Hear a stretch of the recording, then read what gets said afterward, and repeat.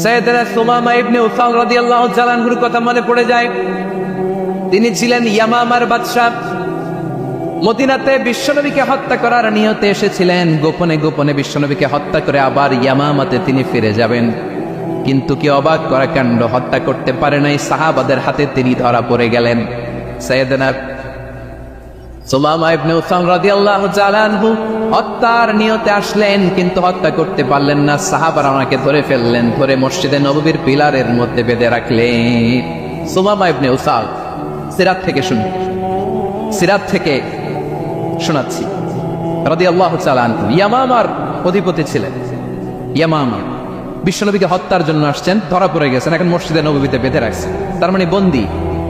তো এখন স্ট্যাটাস কি? বন্দী, ক্যাপটিভ। বিশ্বনবী সাল্লাল্লাহু আলাইহি ওয়াসাল্লাম সাহাবাদেরকে বললেন তার খোঁজ খবর নিও, সুমামা ইবনে উসালের খোঁজ খবর নিও। সাহাবার বলেন, ইয়া রাসূলুল্লাহ, আপনাকে হত্যা করতে এসেছে, তার তো কঠিন ক্যাপিটাল পানিশমেন্ট হওয়া দরকার, কঠিন শাস্তি হওয়া দরকার। বিশ্বনবী বললেন, না, আমি যেটা জানি তোমরা সেটা জানো না, তোমরা সুমামার সাথে ভালো আচরণ করো। বিশ্বনবী সুমামার কাছে গেলেন। প্রথম দিন যে তিনি কালেমার দাওয়াত দিলেন, ইমানের দাওয়াত দিলেন, ইসলামের দাওয়াত দিলেন, রিসালাতের দাওয়াত দিলেন, আখিরাতের দাওয়াত দিলেন। পরের দিন যে বিশ্বনবী সালাতের দাওয়াত দিলেন, যাকাতের দাওয়াত দিলেন, ইসলাম কি, কিভাবে, কেমন করে পালন করতে হয় চমৎকার আর্টিকুলেট করতে শুরু করলেন। তন্ময় হয়ে সুমামা ইবনে উসাল রাদিয়াল্লাহু তাআলা আনহু বিশ্বনবীর কথাগুলো শুনতে আরম্ভ করলো। একদিন নয়, 2 দিন নয়, টানা 3 দিন বিশ্বনবী সুমামার কাছে ইসলামকে প্রেজেন্ট করেছেন, উপস্থাপন করেছেন। আওয়াজ করে বলেন, কয় দিন? 3 দিন। 3 দিন মসজিদে নববীতে বাধা। আর সাহাবীদেরকে বললেন তার খোঁজ খবর নিও, তোমরা যে রুটি বানাও এর মধ্যে সবচেয়ে ভালো আটার রুটিটা তারে দিও, সবচেয়ে রিফাইন্ড খেজুর, যেটা পিওর খেজুর, এটা তারে দিও। আর বিশ্বনবী নিজের ওট থেকে দুধ দহন করে ওনার বাড়ির এক কর্মচারীকে বলেছেন দুধ দহন করে সুমামার জন্য নিয়ে যেও। সুবহানাল্লাহ পড়বেন না? সবাই তো অবাক, ইয়ামামা থেকে আসছে নবীকে হত্যা করতে, বিশ্বনবী দেখে তারে জামাই আদর করে, তাকে মজার মজার খাবার দিও, দুধ দিও, আদর আপ্যায়ন করো। 1 দিন নয়, 2 দিন নয়, টানা 3 দিন বিশ্বনবী এভাবে সুমামার কাছে যেয়ে ইসলামকে প্রেজেন্ট করতে আরম্ভ করলেন, ইসলামকে উপস্থাপন করতে শুরু করলেন। আর তাকে চমৎকার এন্টারটেইনমেন্ট আপ্যায়ন দিতে আরম্ভ করলেন। টানা 3 দিন যখন ইসলামের দ্য বিউটিজ অফ ইসলাম, ইসলামের সুমহান বাণী, সৌন্দর্য তার কাছে উপস্থাপন শেষ, তাকে আপ্যায়ন শেষ, বিশ্বনবী বললেন সাহাবাদেরকে, যাও এবার সুমামার হাতের পায়ের রশি দুটো খুলে দাও। তারা বললেন, ইয়া রাসূলুল্লাহ, কি বলেন আপনি? ও তো হত্যাকারী, সুযোগ পায় নাই, আপনারে মারতে পারে নাই, ছেড়ে দিলে আবার ও আপনার উপর তলোয়ার নিয়ে ঝাঁপিয়ে পড়বে। নবী, এই সিদ্ধান্ত আপনি নিতে যাবেন না। বিশ্বনবী বললেন, যেটা বলেছি সেটা করো, সুমামার রশিগুলো ছেড়ে দাও, সুমামার হাতে পায়ের রশিগুলো যে তোমরা খুলে দাও। সাহাবারা তর্ক জোরে দিলেন, লা ইয়া রাসূলুল্লাহ, এমনটা করবেন না, তো ভয়ঙ্কর ভয়ঙ্কর খুনি, কি জানি কি হয়ে যায়। বিশ্বনবী বললেন, না, তার হাতে পায়ের রশিগুলো খুলে দাও। সাহাবারা বিশ্বনবীর কথা মতো তার হাতে পায়ের রশিগুলো খুলে দিল।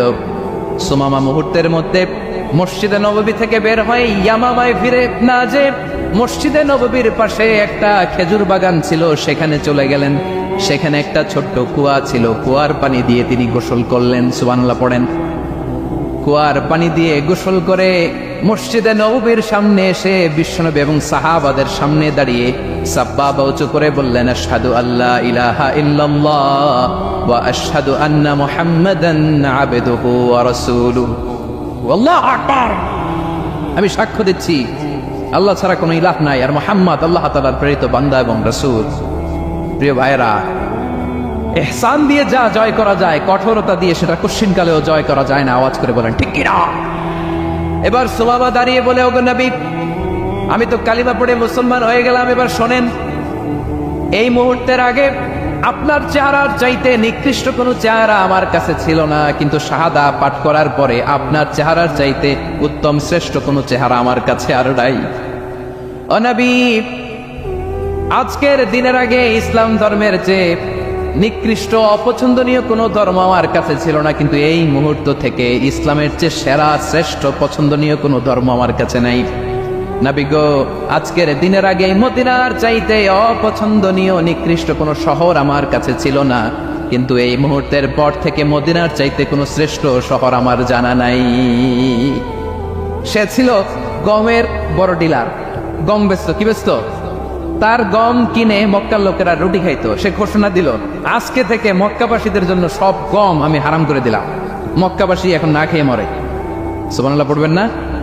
মক্কাবাসী বিশ্বনবীর কাছে আসলেন, এসে বললেন, মুহাম্মদ, আমরা তো তোমার ভাই, তোমার চাচা, তোমার ভাতিজা, তোমার আত্মীয়, তুমি সুমামারে বলো সে যেন আবার গমের সাপ্লাই মক্কার জন্য অনুমতি দিয়ে দেয়। বিশ্বনবীর অনুমতি ক্রমে সুমামা আবার মক্কাতে গম পাঠাতে শুরু করলো। পড়েন সুবহানাল্লাহ।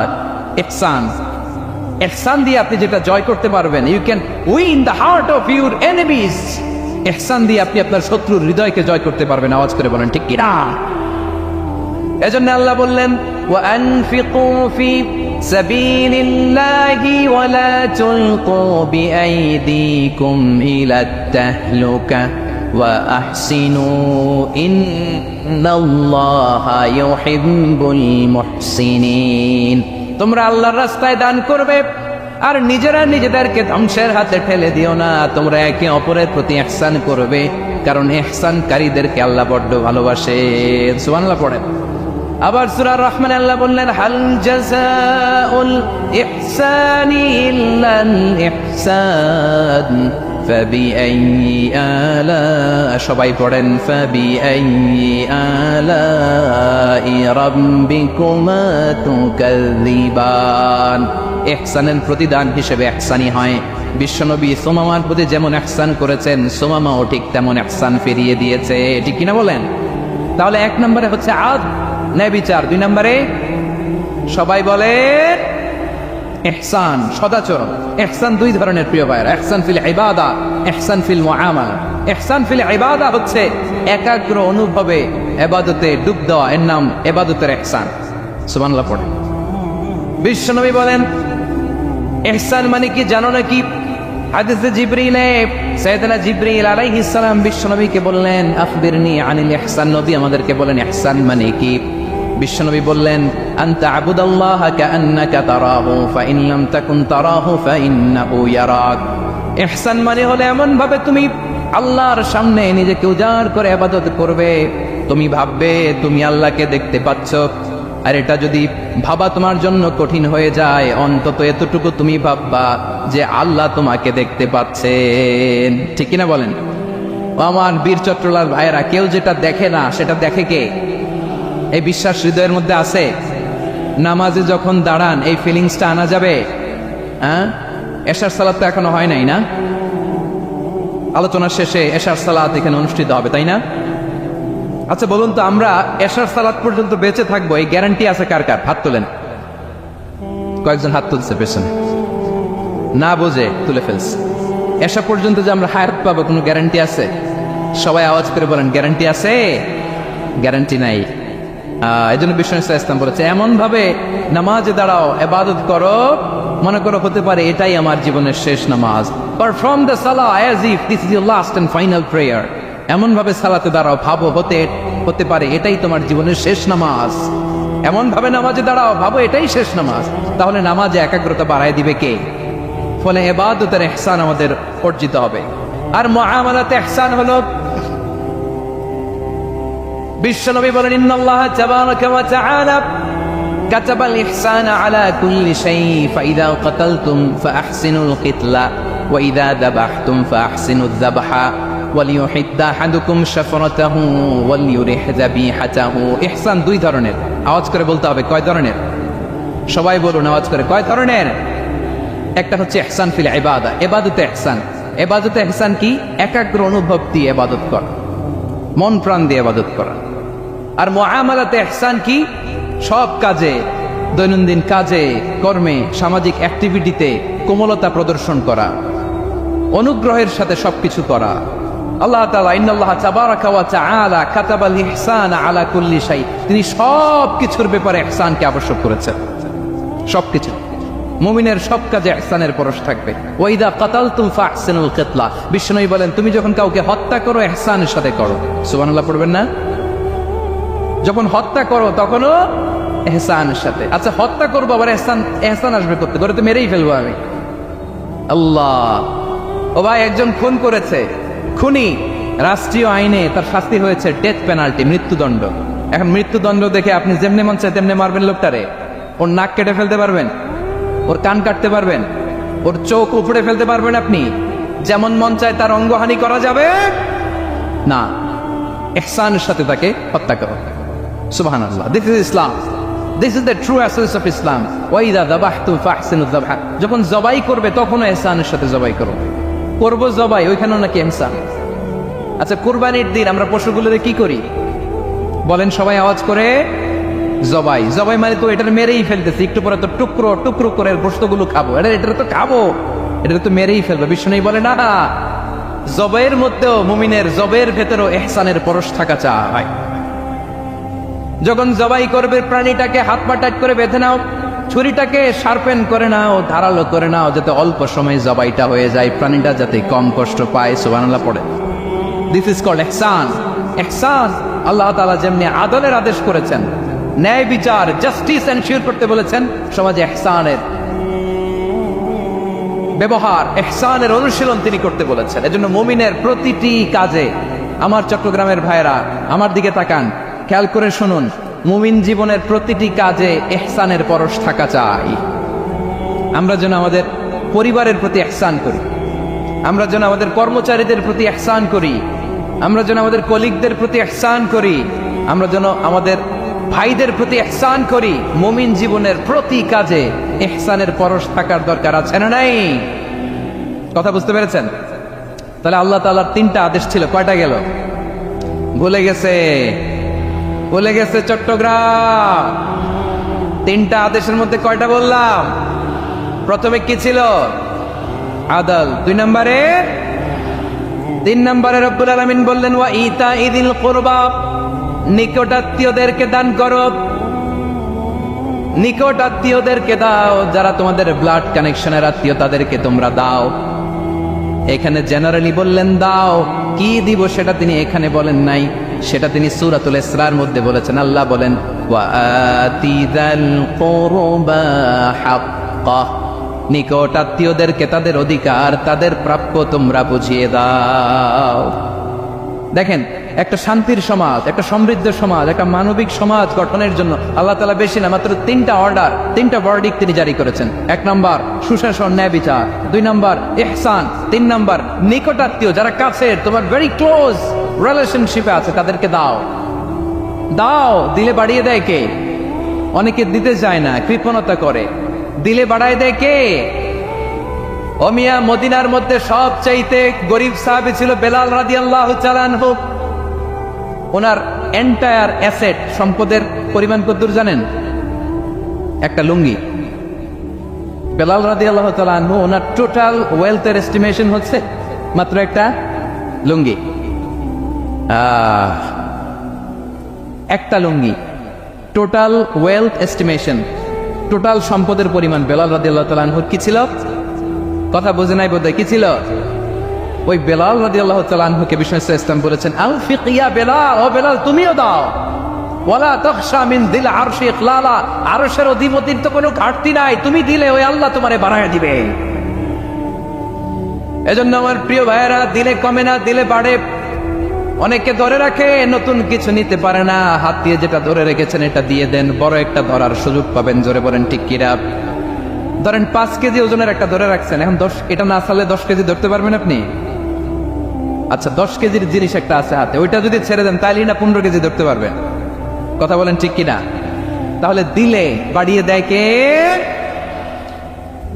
রব্বুল আলামিন বললেন 3 নাম্বার আদেশ হলো তোমাদের প্রতি সমাজটারে কেমন করে মানবিক সমাজ, সুন্দর সমাজ গড়বা।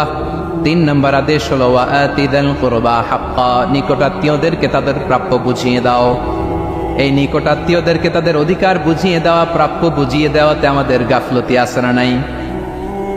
চট্টগ্রামে নাই? মাশাআল্লাহ আছে, আছে। অনেকে দেখবেন অনেক আল্লাহওয়ালা তাহাজ্জুদ গুজার, সেজদা দিতে দিতে কপালে কালো দাগ ফেলে দিছে, সে তার বোনের হকটা আদায় করে নাই। আছে না নাই? হ্যাঁ, এখানেও আছে।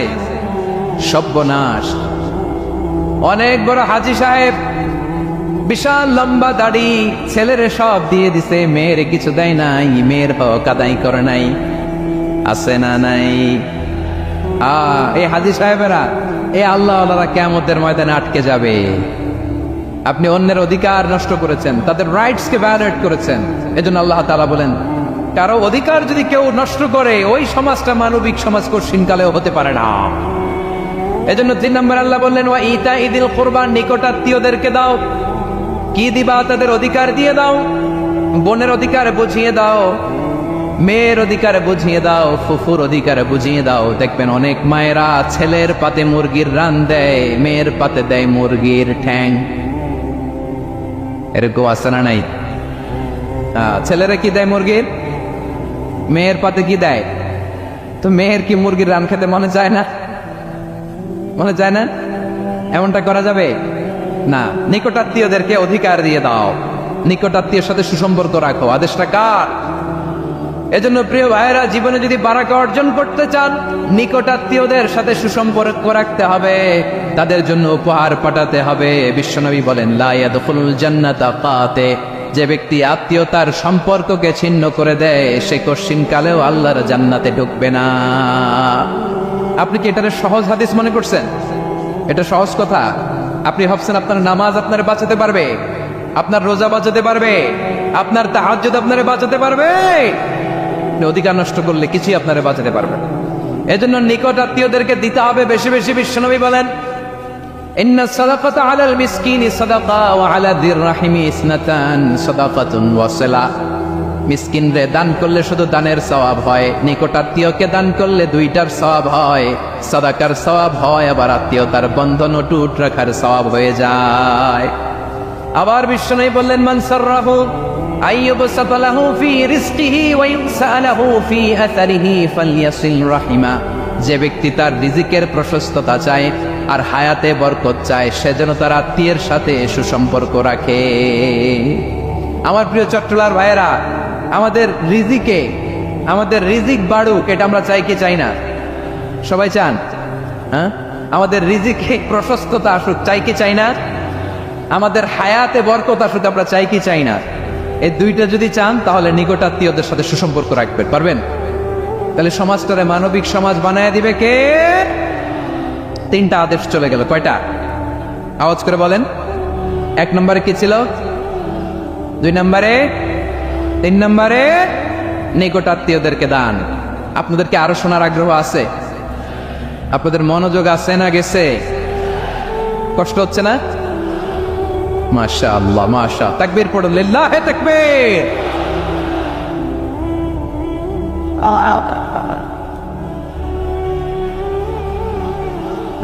মাশাআল্লাহ।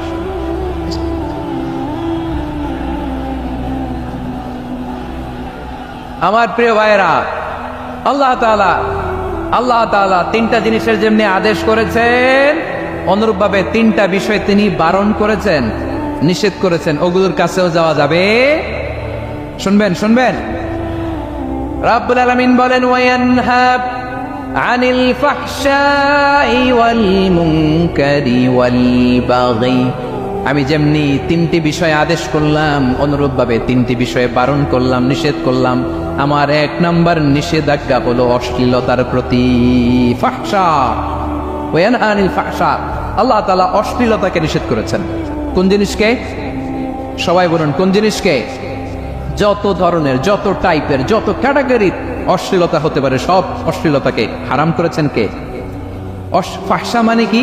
কথায়, কাজে, আচরণে, কমেন্ট, ফেসবুকের কমেন্টসে যত ধরনের নোংরামো আছে, যত ধরনের অশ্লীলতা আছে, এটাকে আরবিতে বলে ফাহশা। এটাকে কি বলে? রাব্বুল আলামিন বলেন, কুল ইন্নামা حرم ربي الفواحش ما ظهر منها وما بطن। ও নবী, আপনি বলে দেন, আমার রব প্রকাশ্য, অপ্রকাশ্য, স্পষ্ট কিংবা অস্পষ্ট, দৃশ্যমান কিংবা অদৃশ্যমান সব অশ্লীলতাকে হারাম করেছেন। সব ধরনের অশ্লীলতা হারাম, সব ধরনের। আল্লাহ তাআলা আমাদেরকে অশ্লীলতা থেকে বাঁচান, অশ্লীলতা থেকে তিনি আমাদেরকে হেফাজত করুক। পড়েন আমিন। এবার বলেন, আমাদের সমাজে অশ্লীলতা আছে না নাই? চট্টগ্রামে নাই? আমি কই নাই, ওনারা বলে আছে। দেখছেন, আমি সামহাও বাঁচায় দেওয়ার ট্রাই করতেছি, আমি সামহাও বাঁচায় দেওয়ার ট্রাই করতেছি, ওনারা বলে আছে। অশ্লীলতা নানা ভাবে, নানা নামে, নানা মোড়কে আমাদের সমাজে আছে না নাই? সংস্কৃতির নামে, ফ্যাশনের নামে, বিনোদনের নামে, উপন্যাসের নামে, কনসার্টের নামে অশ্লীলতা আছে না নাই? আপনি দেখেছেন কনসার্টগুলোর অবস্থা? এই যে আতিফ আসলাম যে আসছে আমাদের দেশে, তারপর কে কে আসছে, আমাদের তরুণ তরুণীরা, আমাদের যুবক যুবতীরা, আমাদের জেনজিরা, কি অবস্থা ওইখানে? হ্যাঁ, কি অবস্থা? কে বাঁচাবে ওদের?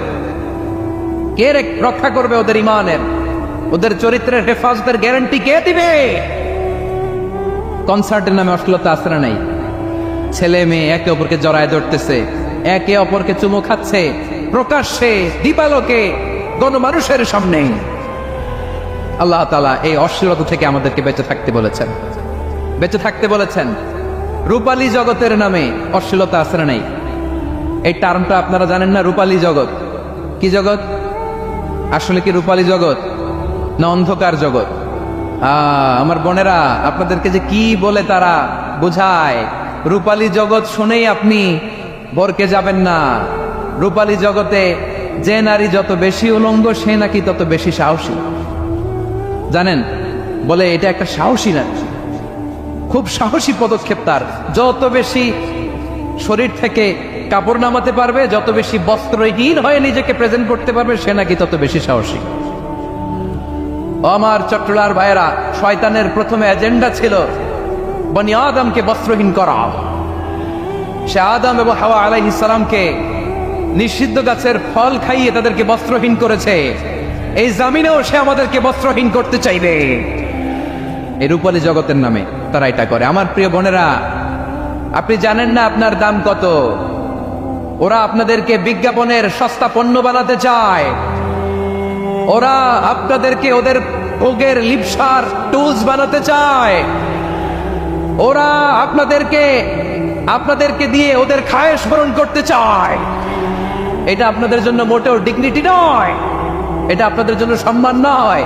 আপনার সম্মান শালীনতায়, আপনার সম্মান হেজাবে, আপনার সম্মান ভদ্রতায়, আপনার সম্মান আপনার ডিসেন্ট পোশাকে। পোশাক বলে দেয় এই নারীটা ভদ্র না অভদ্র। পোশাক বলে দেয় এই মেয়েটা কোন ঘরের মেয়ে। আওয়াজ করে বলেন ঠিক কিনা?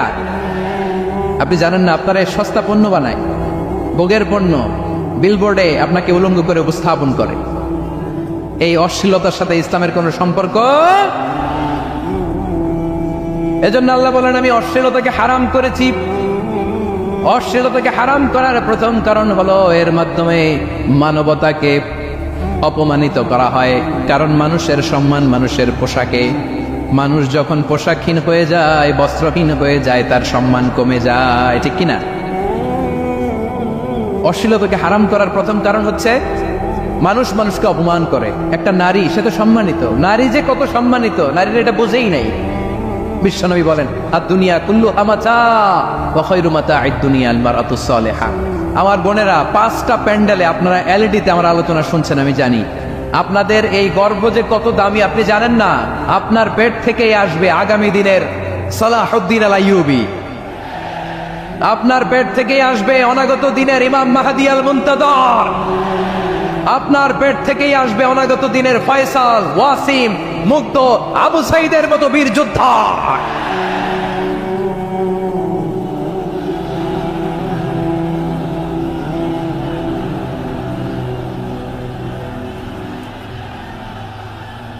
আমার প্রিয় বোনেরা, আমার প্রিয় বোনেরা, বিশ্বনবীর কথার ওজন খেয়াল করেন। আর দুনিয়া কুল্লুহা মাতা ওয়া খায়রু মাতা'আদ দুনিয়া আল মারআতুস সালিহা। দুনিয়ার সবকিছুই অ্যাসেট, এর মধ্যে সবচেয়ে দামি অ্যাসেট নেককার নারী। আপনার গর্ব যে কত দামি আপনি জানেন না। নিজের সময়টাকে কাজে লাগান, কোরআন পড়েন, সুন্নাহ পড়েন। আপনার অনেক দায়িত্ব ঘরে। You are the MD of your family. একটা family it's a very big institution. পরিবার একটা অনেক বড় প্রতিষ্ঠান। and you are the MD of your institution. আপনি এই পরিবারের MD, managing director of your family. এইখানে আপনার কত দায়িত্ব। আপনি ছেলে মেয়েদেরকে তারবিয়া করবেন, আপনি আপনার স্বামীর জন্য ঘরটারে জান্নাতের নীর বানাবেন, আপনার জন্য জান্নাতের ডুপ্লেক্স বাড়ি ওইখানে তৈরি করে রাখবে কে? আপনি যে কত দামি আপনি জানেন না। নারীদেরকে আল্লাহ বানিয়েছেন উচ্চতর করে, নিম্নতর নয়। নারীদেরকে ছোট্ট জিনিস দিলে এটার বড় করে দেয়, নারীদেরকে ভ্রূণ দিলে, শুক্রাণু দিলে নারী এটারে বাচ্চা হিসেবে উপহার দেয়, ঠিক কিনা? বিয়ের মাধ্যমে স্বামী যখন তার শুক্রাণু তার স্ত্রীকে উপহার দেয়, স্ত্রী রিটার্নে কি উপহার দেয়? ফুল ফর্ম বেবি, মানব সন্তান। দেখছেন, আপনি দিলেন একটু, কোনে দিছে বিশাল। আপনি যদি নারীকে বাজার এনে দেন, নারী এটাকে সুস্বাদু খাবারে রূপান্তর করে দেয়। আপনি তাকে একটা মুচকি হাসি দিয়ে দেন, সে তার কলিজা দিয়ে দেয়। কিন্তু যদি আপনি তার মনে কষ্ট দেন, সে আপনার জীবনকে জাহান্নাম বানায়া দেয়। খবর আছে, নারীর মন বুঝতে পারলে নেয়ামত, বুঝতে না পারলে কিয়ামত, ঠিক কিনা বলেন? আমার প্রিয় বোনেরা, আপনি যে কত দামি আপনি জানেন না, জানেন না আপনি কত দামি, অনেক দামি আপনি। আপনাদেরকে যেন ভোগের সস্তা পণ্য বানাতে না পারে, আপনাদেরকে সচেতন থাকতে হবে, সজাগ থাকতে হবে, কনসার্ন থাকতে হবে। শয়তানের ওই হাতছানির দিকে আর নজর দেওয়া যাবে না। তাহলে কেন আল্লাহ তাআলা এই ফাহশা অশ্লীলতাকে হারাম করলেন? 1 নাম্বার, এতে হিউম্যান ডিগনিটি কমে। 2 নাম্বার, এতে মানুষের অধিকার নষ্ট হয়। আপনি বিয়ে করেছেন, এরে পরকিয়া করেন, ওর সাথে এরকম আছে না নাই? স্ত্রীর অধিকার নষ্ট করেছেন। আপনি বিবাহ সম্পর্কে আবদ্ধ হয়েছেন, তার সাথে আপনি পরকিয়া করেন, ওই ছেলের সাথে আপনি আপনার হাজবেন্ডের সাথে বিট্রে করেছেন। এজন্য আল্লাহ অশ্লীলতাকে হারাম করেছেন। অশ্লীলতাকে হারাম করার আরেকটা কারণ হচ্ছে আল্লাহ তাআলা এই হিউম্যান জেনারেশনকে এটাকে প্রিজার্ভ করতে চায়। হিফজুন নাসল, এটা মাকাসিদুশ শরিয়ার অনেক গুরুত্বপূর্ণ একটা মাকাসিদ, অনেক গুরুত্বপূর্ণ। আপনার নাসল, আপনার জেনারেশনকে সংরক্ষণ করা। এই যে আসতেছে ফেব্রুয়ারি, কত ফেব্রুয়ারি জানো? এটা কি বিশ্ব ভালোবাসা দিবস? হ্যাঁ, কি দিবস? এই বিশ্ব ভালোবাসা দিবসের সাথে মুসলমানদের কোনো সম্পর্ক নাই। আমার প্রিয় ভাইরা, এই যে আপনি অবৈধ সম্পর্কে জড়ালেন, কেন আল্লাহ অশ্লীলতাকে হারাম করেছে? দেখেন, বলতেছিলাম যে এটা আপনার নাসল, আপনার জেনারেশন, আপনার লিনিয়েজ, আপনার বংশকে প্রিজার্ভ করা। কে কার বাবা, কে কার মা, বাবা মা জানা, প্রজন্মকে প্রিজার্ভ করা, এটা ইসলাম ওয়াজিব করে দিয়েছে। এই যে অবৈধ সম্পর্কের কারণে, বিশ্ব বেহায়া দিবসের কারণে, এগুলোর আউটকাম, আউটপুট হিসেবে মাঝে মাঝে ঢাকা মেডিকেলের ডাস্টবিনে নবজাতকের বাচ্চার কান্নার আওয়াজ শুনতে পাওয়া যায়।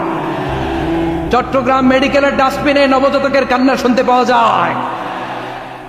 বীর চট্টলার মুসলমানেরা বুঝতে পারলে আওয়াজ করে বলেন, এই যে চট্টগ্রাম মেডিকেলে যে নবজাতকটা পাওয়া গেল, ওর বাবাকে আমাকে বলেন, ওর বাবাকে, ওর মাকে, ও কোন ফ্যামিলির সন্তান কেউ জানে? আপনি হিউম্যান ডিগনিটিকে অপমান করেছেন না? আপনি তার ভবিষ্যৎকে অন্ধকার করেছেন না? আপনি তার লিনিয়েজকে প্রশ্নবিদ্ধ করে দিয়েছেন না?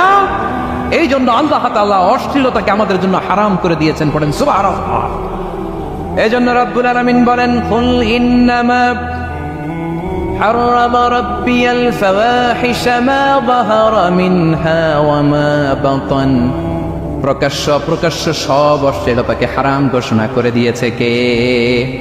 আবার দুনিয়ার বুকে যারা অশ্লীলতার প্রসার করে তাদের জন্য শাস্তি মজুদ রেখেছে কে? রব্বুল আলামিন বলেন, ইন্নাল্লাযীনা ইউহিব্বুনা আন তাশিআল ফাহিশাতু ফিল্লাযীনা আমানু লাহুম আযাবুন আলীমুন ফিদ দুনিয়া ওয়াল আখিরাতি ওয়াল্লাহু ইয়ালামু ওয়া আনতুম লা তা'লামুন। নিশ্চয়ই যারা বিশ্বাসীদের মাঝে অশ্লীলতার প্রচার প্রসার করতে চায়, তাদের জন্য আমি মর্মন্তুদ শাস্তি প্রস্তুত করে রেখেছি। দুনিয়াতেও রেখেছি, আখিরাতেও রেখেছি। ঘোষণাটা কার? যারাই নাটকের নামে, সিনেমার নামে, রূপালী জগতের নামে, মুভির নামে, ওটিটি প্ল্যাটফর্মের নামে আমার সমাজে অশ্লীলতা ছড়াতে চায়, তাদের জন্য কঠিন মর্মন্তুদ শাস্তি মজুদ রেখে দিয়েছে কে? ও আমার বোনেরা, এখনো আপনি জাগবেন না? এখনো আপনার চিন্তার দুয়ারে এখনো নাড়া পড়ে নাই? ওরা আপনাকে উলঙ্গ বানাতে চায়, ওরা আপনাকে আইটেম গার্ল বানাতে চায়। এজন্য ইসলাম অশ্লীলতাকে হারাম করেছে। হারাম। ইসলাম বলেছে যোজন যোজন দূরে থাকো, ওরা বলে না কাছে আসো, কাছে আসার গল্প। ক্লোজ আপ ওয়ান, কাছে আসার গল্প আছে না নাই? চট্টগ্রামে তো এগুলো নাই মাশাআল্লাহ। হ্যাঁ, এখানেও আছে ক্লোজ আপ ওয়ান, কাছে আসার গল্প। আল্লাহ বলেন ওয়ালা তাকরাবুজ জিনা, কাছেও এসো না, জিনা থেকে যোজন যোজন কিলো দূরে থাকো। ওরা বলে কাছে আসার গল্প। আমার বীর চট্টলার ভাইয়েরা, কাছে আসতে হলে আমরা কোরআনের কাছে আসব, কাছে আসতে হলে নবীর কাছে আসব, কাছে আসার গল্প হবে আমার রবের কাছে আসার গল্প। চিল্লায় বলো ঠিক কিনা?